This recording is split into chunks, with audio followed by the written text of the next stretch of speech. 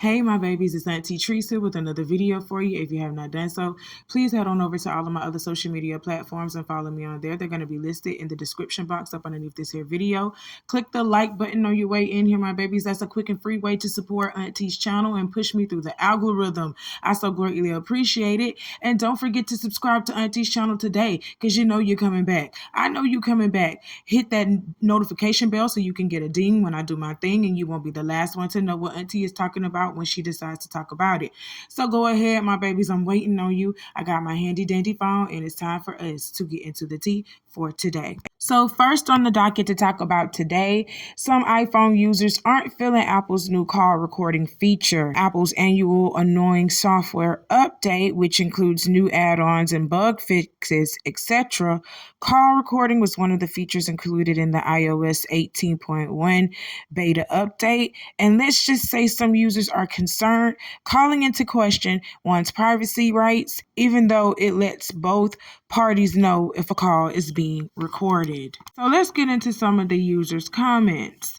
The new iPhone update is going to be the death of some people. Recording calls is wild work. And I do agree with that. Don't try me like that. Now it got me to the point where if you got an iPhone, please do not call me, okay? Strictly Android to Android. I'm team Android over here. Strictly Android to Android. Do not call me off no damn iPhone because they said that iPhone user will be alerted that you are recording their phone call only if they have an iPhone, not if they have an Android. So you can record me on your phone call and I wouldn't even know. So if you got an iPhone, just don't call me at all. If you on that sneaky shit, don't call me. It's got me not wanting to trust the iPhone users even more. You understand what I'm saying? I am team Android. Let's keep going. One user said, I'm not feeling this new recording phone calls feature on at Apple. It's giving police. Someone else said Apple needs to get rid of that recording call shit ASAP. And I agree with the first user. Yes, this is a police ass tactic. That's why I said, do not call my phone if you have an iPhone. It's team Android this way. I been knew iPhone was the police. I been knew it. We are the Dupree family, and we are thrilled to announce the premiere of our new daytime drama, Beyond the Gates. It's coming to CBS so soon. And we can't wait for you to see all the drama unfold. Be sure to tune in. Get ready. There's a new daytime soap opera coming in 2025, y'all. Beyond the Gates will make its debut in a couple of months. And what's sweet about this, it's the first ever hour Black daytime drama on CBS. It's also the first new soap in about 25 years. According to the show's official premise, Beyond the Gates is set in a leafy Maryland suburb just outside of Washington, D.C., and in one of the most affluent African-American counties in the United States. Here you'll find a posh gated community with winding tree-lined streets and luxurious mansions to call home. At the center of this community are the Duprees, a powerful and prestigious multi-generational family that is the very definition of Black royalty. But behind these pristine walls and lush manicured gardens are juicy secrets and scandals waiting to be uncovered. And those that live outside these gates are watching closely. These are the places where our characters live, love, work, and play. Those who have made it and those who haven't are all trying to navigate life, and some with more grace than others. So are y'all going to support this? Tell me now. Drop down in the comments and let me know what y'all think about this. I think this is going to be juicy and I might be watching it. I used to be into daytime soaps like Young and the Restless, Guy and Light. I used to watch them with my grandma back in the day. You hear me? So I am kind of excited to see an all-Black casted daytime soap opera. So I am definitely going to be previewing this and I'll let you know what I think about it. All right. So let's move on. Congratulations, y'all. It hit me pretty hard this week, the passing of my dear friend Quincy Jones. Now, he was buried this past Sunday, and I felt a great sense of peace about all of it. And then I happened to come downstairs and I saw this wall that I pass every single day and think nothing of it, and realized that Quincy's gone, really gone, and he is the last of the mentors for me, and what that means. I lost Tina Turner last year,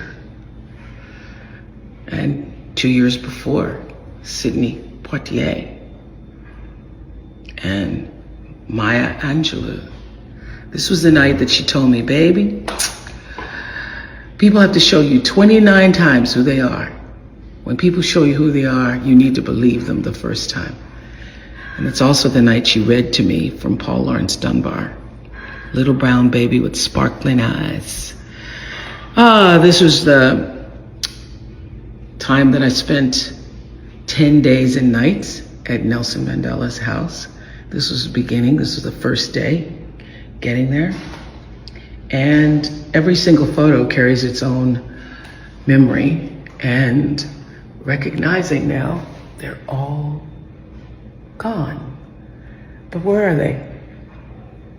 Well, I believe that the spirit of them abides with us who love them and whom they also loved here on earth. And so I feel it now my duty, my responsibility to carry on with the strength and the joy and the courage and the wisdom and determination and bravery that they have left for me and for all of us. Okay, y'all, hit that like button for me. Hit that like button for me. And you heard Miss Oprah Winfrey, the great Miss Oprah Winfrey. She's reflecting on the passing of Quincy Jones. And he was the last living mentor out of 5 that she had in her lifetime. And she's reflecting on him not being here anymore. You want to know why she's reflecting on it? Because she's starting to realize her time is quickly coming as well. Oprah is like in her 70s, if I'm not mistaken. Oprah is in her 70s, 80s, if I'm not mistaken. Her time is coming as well. Not maybe swiftly, but it's approaching. One thing that you can most certainly guarantee in life is that you will die. If you don't guarantee nothing else, and if nothing else is promised to you, death is promised to you.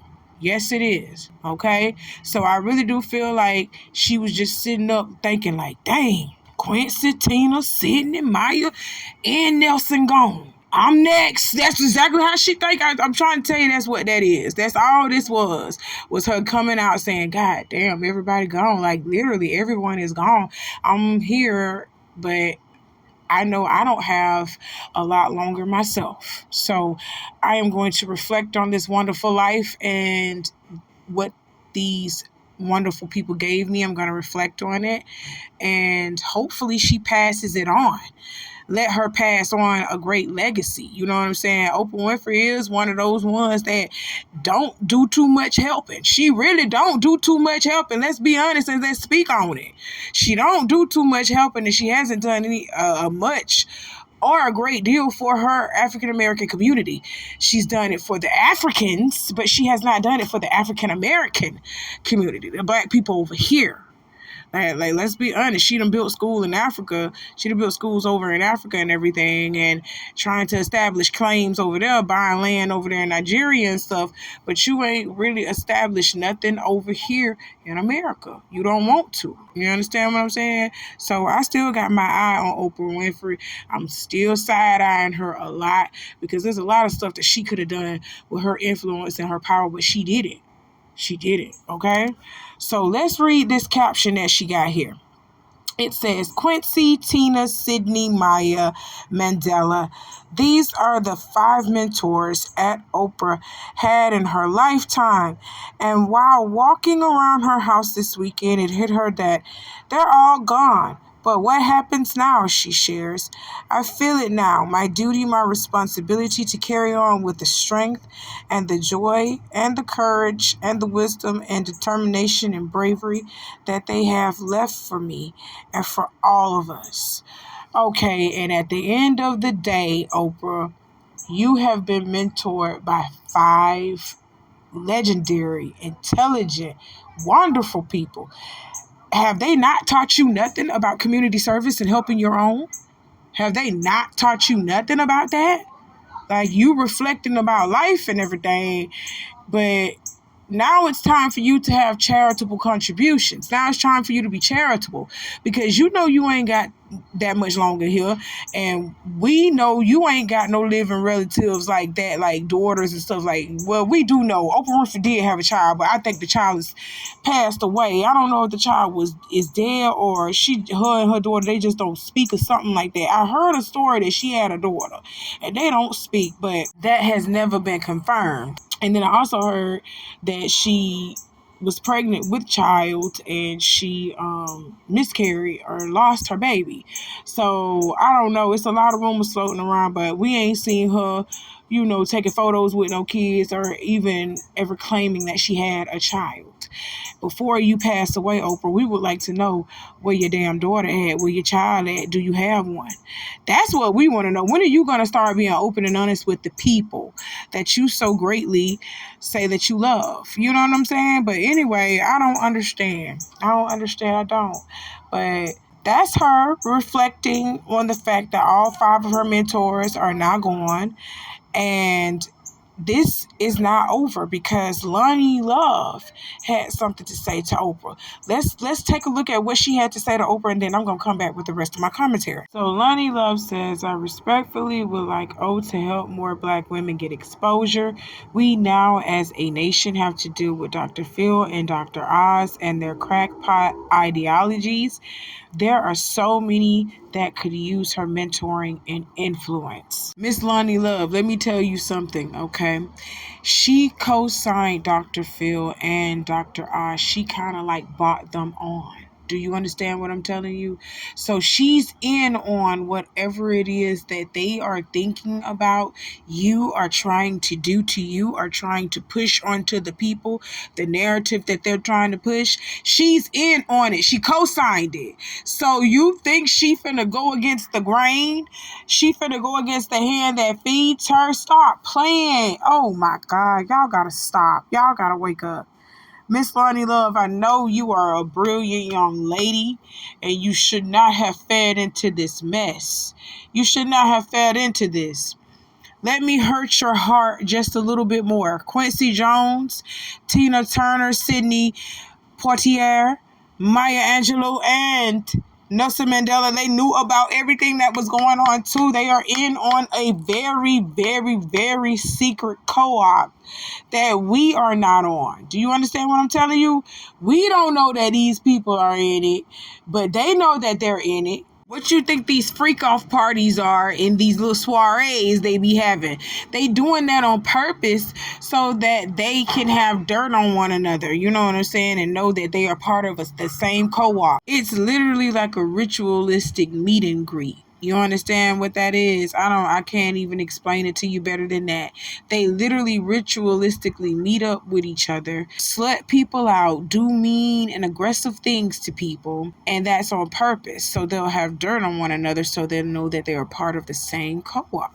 And they know that they have certain things to do in order to keep the people entertained, in order to keep them fooled, in order to spin a certain narrative. That's why I told y'all before, we are the audience, and these people are actors. They know what's going on. They signed up for this. They have to do this, okay?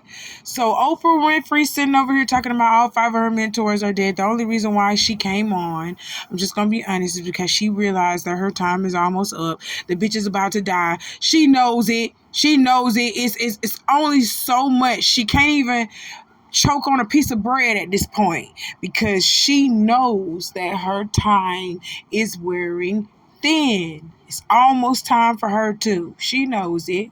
Okay, her and her friend Gail King, y'all getting up there. It's almost that time. But what is guaranteed to you and promised to you in this life is that death will happen. That's something that we can't change. That is something that we cannot change, no matter how much you try to do it. That is something that we cannot change. Just let the natural process of life happen. Let the natural cycle and process of life happen. Now, in her old age, as she is, Oprah should be passing all the wisdom and knowledge that she has about what she learned and obtained from this business and spread it out to the Black community and spread it out to the youth. Oprah is not doing that. And if she is doing that, these so-called master classes and these so-called books, you got to pay a heaping amount of money just to do it. You understand what I'm telling you? It's all about that money on. But I don't understand why you charging all that money like that when you can't even take that shit with you, baby.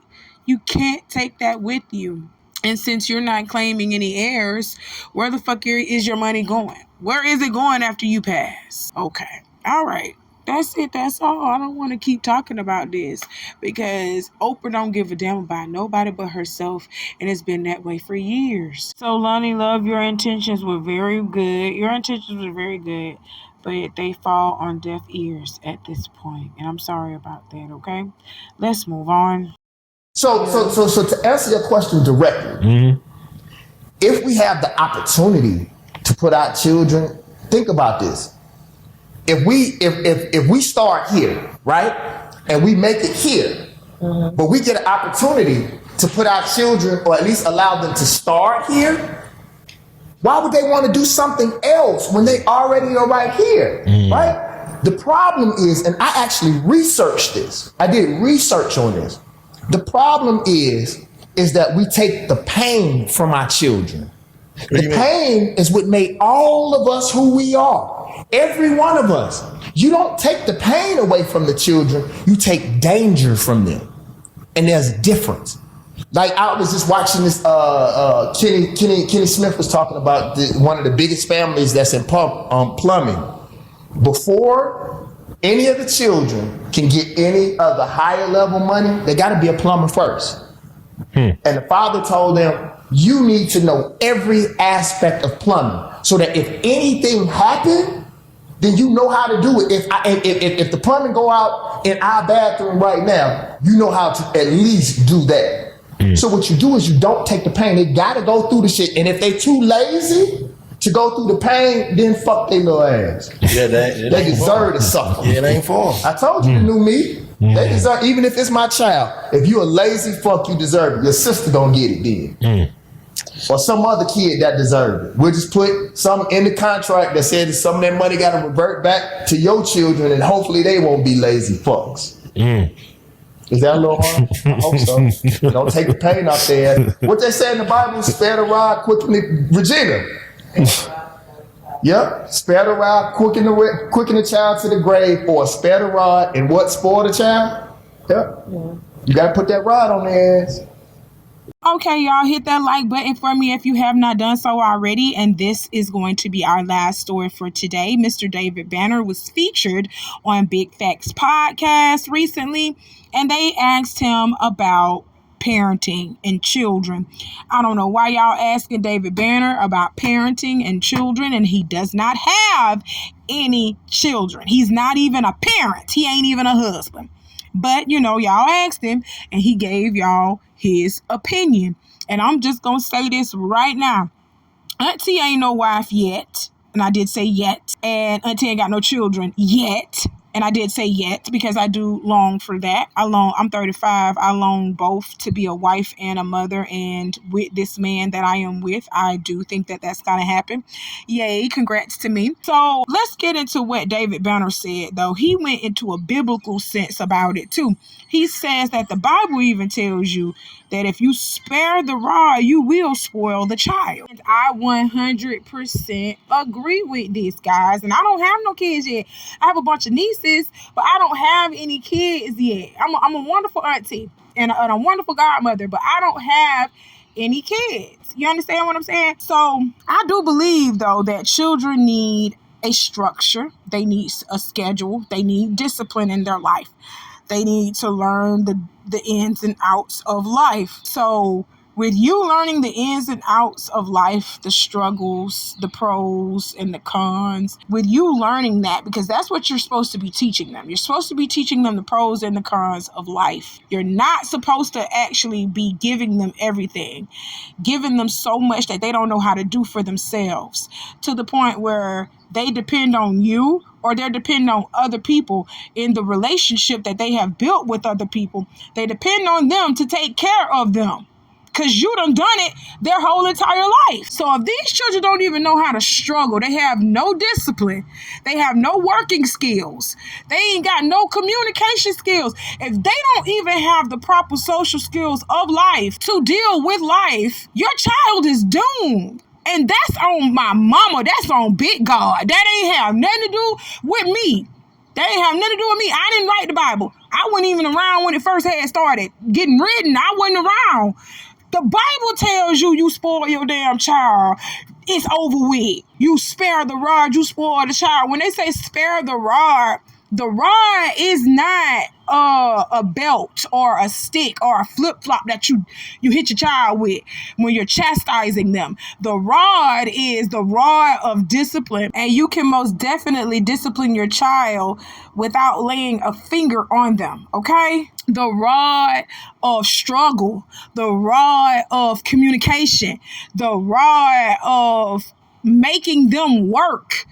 Your child ain't supposed to be sitting around watching you do all the work. You're supposed to be teaching your child to work so that they won't have to rely on you for the rest of their lives. I know 40 and 50-year-olds right now still relying on their mama to wash their clothes, and their mama's 70, 80 years old. Wash their clothes, feed them. Mom, you got some extra money for me? I done seen it. And that's not sexy. That is not sexy. That's not something that I'm trying to do with my child. But I am going to say this. I know the reason why a lot of us do that with our child. We try to spoil them by giving them everything they want and don't want them to work that hard, because we had to work hard. We had to work hard, and we were traumatized by that. We were traumatized by what we went through with our parents, and we are determined not to let our children go through the same things that we went through.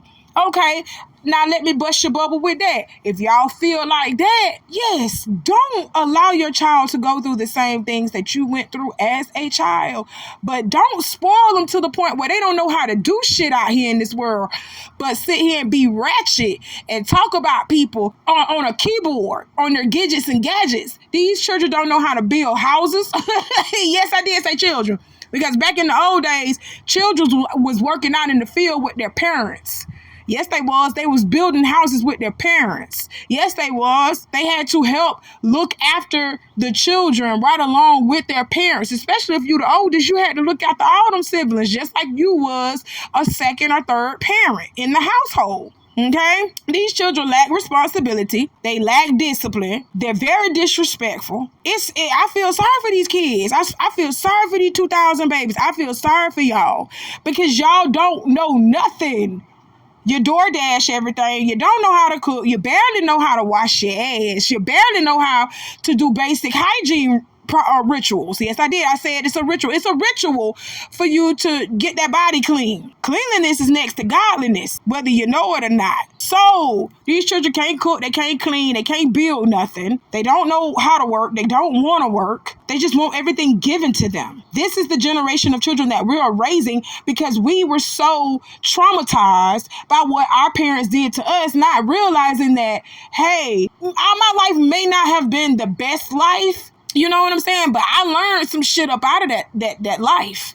I learned a couple of things up out of that life. I learned how to cook, clean, fend for myself and my brothers and sisters. I learned how to be confident in myself. I learned some things along the way. Now, if we are skipping the process of discipline, struggle, when I talk about struggle, I'm not talking about you struggling, bitch. I'm talking about the child struggling. They may be struggling with bullies. They may be struggling with confidence issues. They may be struggling with telling you that they got a D on their report card. We have to learn how to let them deal with struggle. You understand what I'm saying? To let them deal with, oh, this might be a little hard for me. I got to figure out a way to get up out of that. What would mom do? What would dad do? You want them to start thinking like that, okay? And then after a while of what would mom do? What would dad do? And they start learning a routine of how they would handle situations and how they're going to do things.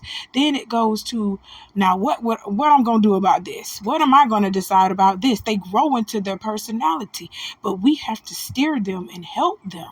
We have to guide them. Can't let these children raise themselves. All of that pain, if we're skipping that, then what foundation do these kids have to build their future or to build their morals off of? What foundation do they have? What playbook do they have? What blueprint do they have to follow if you sitting over here giving them every fucking thing? You get what I'm saying? That's all I'm saying. We cannot be too easy on the kids, and you can't be too tough on them either, because being too tough with them, I have seen this, it can backfire on you. It can backfire, and then they ain't gonna want to do nothing, period, because they feel like they're being forced. You understand what I'm saying? But I do agree with what David Banner is saying. We got to teach these kids. We got to teach these kids. You got to let these kids struggle. You got to let them endure pain. You got to let them experience heartbreak. You got to let them experience this shit. Because if you don't, these kids gonna be getting out here fucked up and letting every little thing happen to them. They're gonna be dumb as hell. You understand what I'm telling you? And another thing before I get off of here, take them damn iPads and them iPhones and them gadgets out of your child hand and tell them to go the fuck outside and play. Go play. Go hula hoop. Go ride your bicycle. Go build some mud pies. Go do something outside. You will not be staying inside my house on a damn iPad, on a computer, or a phone all day, or watching TV. Not my churn. Not my churn. I bet you by the time my son 14 years old, he gonna know how to build a sofa. Stop playing with me. I'm raising my children the old school way. Yeah, I'm gonna be honest. I am not going to do it exactly how my mother done it. Okay? Because I was traumatized by her as well. She was a single mother and did it by herself. And some of the things that she did with me and my siblings, I didn't necessarily agree with, and I won't be taking that with me as I parent my children, but I know what I'm going to do with them. I'm not going to spoil them. You do not reward a child for doing wrong. You always reward them for doing good, whether it's through a compliment or through money or through gifts. You literally have to establish a routine with your child. You have to establish discipline with your child. You have to establish that, because if you don't, these children are going to be lost and turned out, gone in the wind. You hear me? They're gonna fall for anything because they can't stand for nothing, because they don't know what to stand for, because you haven't taught them that. They don't know what to stand for because they don't know how to. Teach your children to stand up, be strong, and to get out on their own and do it, because you ain't gonna be here forever to hold their hand. You're just not. Okay? Well, I don't disagree with nothing David Banner said. I agree. I just want y'all to see that men and women can agree without there always being, a what for and y'all hating on it. You know what I'm saying? Like, men and women can agree on the same thing. Y'all be so quick to jump on a woman when she agree with a man. Men can be right in some circumstances and women can be right in some circumstances. We just have to come to a certain level with one another. We got to start meeting each other halfway. I hate these gender wars. I hate that. But this ain't what that is. But I just had to throw that in there. You know how Auntie do. Stop spoiling these children. That's why they don't do nothing but use up credit cards and stuff like that. Now they know how to spend money, but don't know how to make it. That's crazy. That's crazy to me. But that's all that Auntie had to talk to y'all about for today. I got some more coming for you later on. You know how I do. Hit the like button if you haven't done so, and be sure to subscribe and turn on those post notifications so you can get a ding when I do my thing, and you won't be the last one to know what Auntie is talking about when I decide to talk about it. Okay, my babies? I love y'all. Y'all do what I told you to do in the beginning of this video, and I'll see you soon. Bye.